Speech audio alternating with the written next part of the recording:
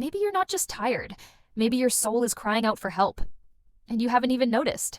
How many times have you gone to bed and still woken up feeling exhausted? How many times have you said, "I'm fine," while deep down, you were barely holding it together? This isn't normal. This is your body trying to tell you something you've been taught to ignore. And no, Majesties, this isn't just stress. It's not about having too much to do. It's about living at the wrong pace. A pace that was imposed on you, not one that matches your true nature. Feminine energy wasn't made to operate in battle mode. This do it all, fix it all, hold it all together lifestyle is killing your essence. Whoever told you that you could handle everything? They lied. And as long as we believe that living exhausted is a sign of strength, we'll keep getting sick, inside and out. But in this video, I'm going to show you exactly why this is happening, and more importantly, what you can do to reclaim your vitality through simple shifts you can start today. You'll understand how your mind is being overstimulated, how this is affecting your emotional health, and how to break this cycle before you completely burn out, like I once did. We'll talk about conscious boredom, mental rest, and deep sleep, not as luxuries, but as healing tools. And together, we'll dive into something that, deep down, you already know. It's time to stop surviving and finally start living life on your own terms. 1. Exhaustion became the norm. But it's not normal. Some days, we wake up already tired, don't we? And it's not laziness or lack of motivation.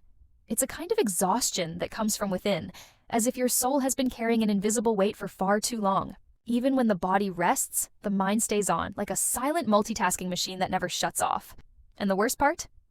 We don't even realize how this has become our normal. We live on autopilot, trying to keep everything under control, trying to stay on top of everything.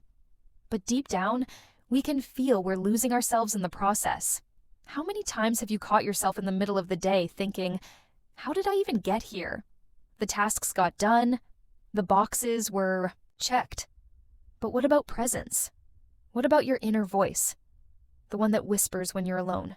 Where did she go? Modern life has trained us to ignore that silence, Majesty. And that's both sad and dangerous. Between notifications, responsibilities, and 1,000 racing thoughts, we forget how to simply feel, to just be fully present, connected. That emptiness, the constant feeling of being indebted to something or someone, isn't just coincidence. It's a side effect of a lifestyle that demands too much from the mind and gives too little back to the soul. The truth is, mental rest has become a luxury, and true well-being is now a rare item on our daily checklist. But what if I told you there's a way back? A simple, real, and powerful way to return to yourself. One that begins by understanding how overstimulation is draining your feminine energy, that subtle power tied to your intuition, sensitivity, creativity, and ability to feel and be, not just do. 2. Feminine overstimulation. We live in a world that glorifies productivity as if it were a trophy, especially for women. The more we do, the more we're validated. But what's the real cost of all this? This multitasking lifestyle that demands we be in 1,000 places at once quietly drains our vitality. Our minds no longer know how to pause. Our bodies have forgotten how to relax. We're so busy trying to keep everything together that we don't even notice how disconnected we've become from who we really are. And worse, we've drifted away from our dreams, our center, our truth. Overstimulation is sneaky. It wears the mask of efficiency, but deep down, it builds a slow and steady collapse. We become trapped in a mindset that demands constant performance, even when all we want is just 1 minute to breathe. But stopping? That feels forbidden, almost sinful. FOMO, the fear of missing out, and the fear of not keeping up with all the responsibilities we've taken on. They keep us wired all the time, like life might slip through our fingers if we dare to slow down. And little by little, we start losing ourselves. This overload directly impacts the parasympathetic nervous system, the part of our body that naturally brings us into rest, balance, and recovery. But when it's not activated, we fall into a silent, ongoing cycle of depletion. A hyperactive mind steals our clarity.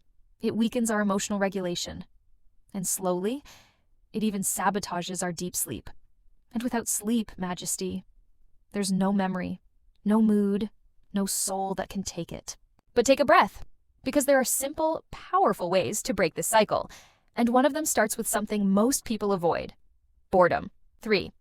Invisible consequences. The disconnection from your soul, Majesty, as surprising as it may sound, the most dangerous part of overstimulation isn't the visible exhaustion, it's what it silences inside of us. When we're constantly busy, distracted, and reacting to everything around us, we lose touch with what's happening within. Our inner voice fades until it disappears completely. And without that inner compass, we start living on autopilot, following rules we never even chose. We play roles, but we don't feel like we belong. We do everything, but no longer recognize ourselves in anything. That's where the emptiness lives, in this invisible void. The default mode network, a group of brain areas that activates when we're mentally at rest, reflecting, daydreaming, or listening to our inner voice, is responsible for deep insights, self-awareness, and creativity. But it needs pauses to function. And today, pausing has become rare, and worse, often seen as wrong. A waste of time, a waste of life. If we're not working, we're watching, scrolling, consuming, clicking. Dopamine numbs us with fast hits of pleasure, but it doesn't fill the deep, aching void. And the more we avoid listening inwardly, the farther we drift from ourselves and from the life we truly want to live. Have you noticed how much easier it is to run than to feel? Sometimes, all our body asks for is silence, and we turn on music. Our heart asks for rest, and we open yet another tab. It may seem small, but it's through these daily choices that we widen the gap between our routine and our soul. And when the soul gets sick, nothing on the outside makes sense anymore. That's why conscious boredom is so important, and it's exactly what we'll explore next. 4. The invitation to conscious boredom and inner listening. We've been taught to run from boredom as if it were the enemy. But what if it's actually a wise teacher? Have you ever thought about that? Majesty, conscious boredom is that moment when there's no external stimulation, only the quiet within, slowly starting to reveal itself. Yes, it's uncomfortable at first because it demands presence, but it's precisely in that space, between an ignored notification and a slowed down thought, that your inner voice begins to return. And when it speaks, it's impossible not to listen. If we're always busy, we never give space for what truly matters to rise. It's in boredom that the default mode network turns on, the one that helps us reflect, recover memories, make plans, and understand our emotions. Remember that? Want a simple example?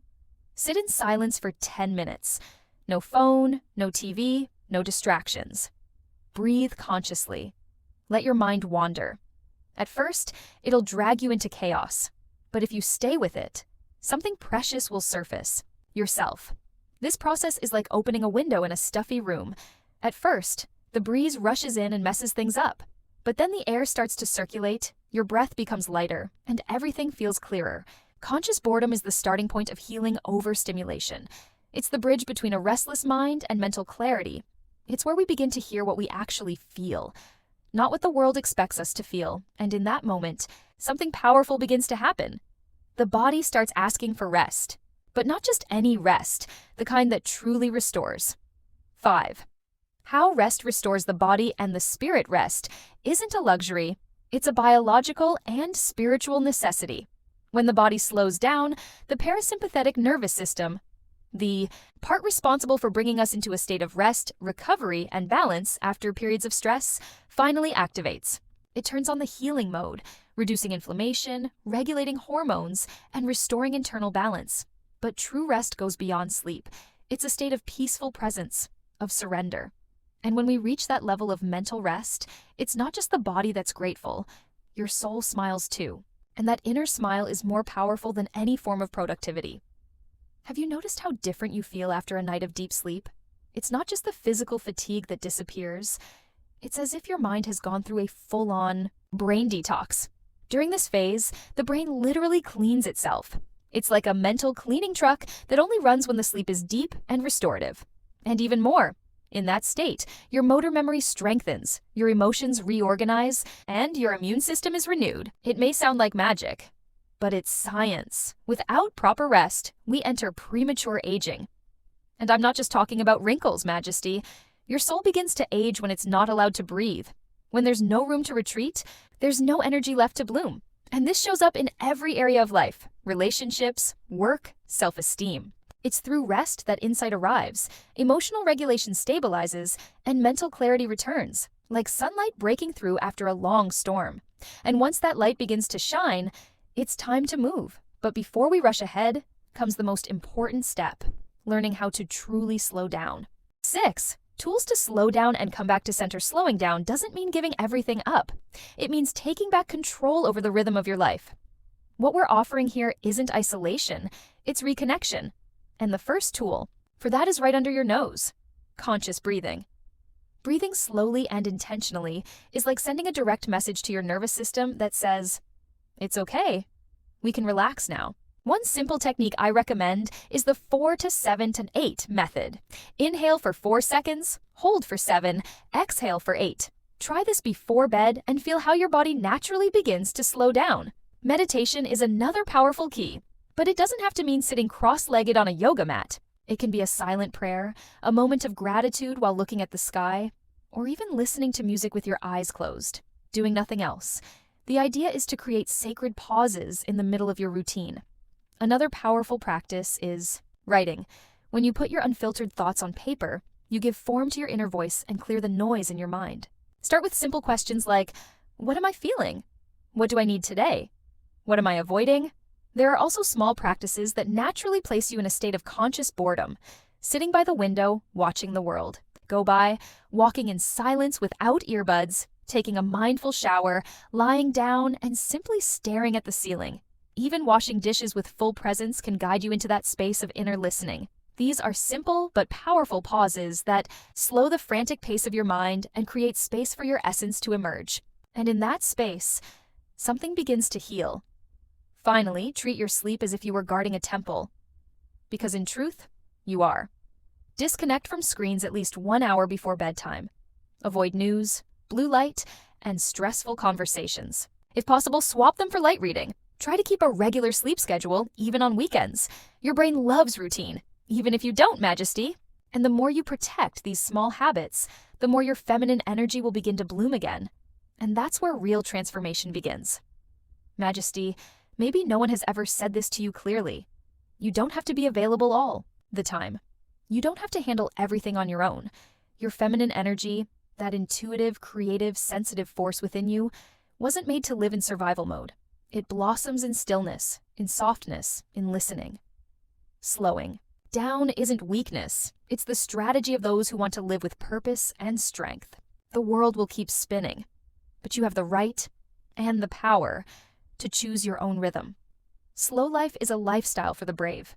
I know it's tempting to keep moving at the pace the world demands, but I also know that somewhere inside you, there's a calling. Maybe you've already heard the whisper, "Come home, come back to yourself." And that return starts with small, simple, intentional steps, like breathing, like sleeping well, like allowing yourself a moment of conscious boredom so your default mode network can show you new paths. Your body knows. Your soul knows. Maybe all that was missing was this little nudge to start trusting them again. So tell me, which of these practices are you going to try today? Will you practice conscious breathing? Turn off your notifications. Write down what you're feeling. I want to hear from you. Tell me in the comments what resonated with you the most in this video. And Majesty, if you know a woman who's always exhausted, send this video to her. Oh, and if this message opened your eyes and your heart to something new, subscribe to the channel, hit the notification bell, and stay with me. There's still so much for us to share, learn, and transform together. And in the next videos, I'll show you how to go even deeper into this reconnection. And stop abandoning yourself. You are incredible, Majesty. I'll see you in the next video.